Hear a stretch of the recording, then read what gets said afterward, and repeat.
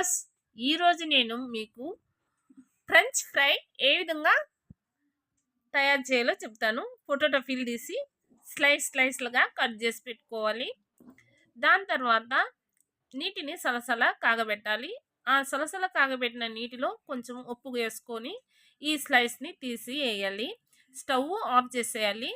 5 నిమిషాల తర్వాత ఫిల్టర్ చేసుకోవాలి. ఆ ఫిల్టర్ చేసుకున్న దానికి పొటాటోకి ఈ నీళ్ళు లేకుండా డ్రై అయిన తర్వాత దాంట్లో కార్న్ఫ్లోర్ పౌడర్ వేసుకొని తడి లేకుండా కార్న్ఫ్లోర్ పౌడర్ వేసుకోవాలి. ఇది కేఎఫ్సి స్టైల్లో ఉంటుందన్నమాట. ఈ ఫ్రెంచ్ ఫ్రైస్ ఆయిల్ కాగిన తర్వాత దాంట్లో ఈ స్లైస్ని వేసి తీసేయాలి.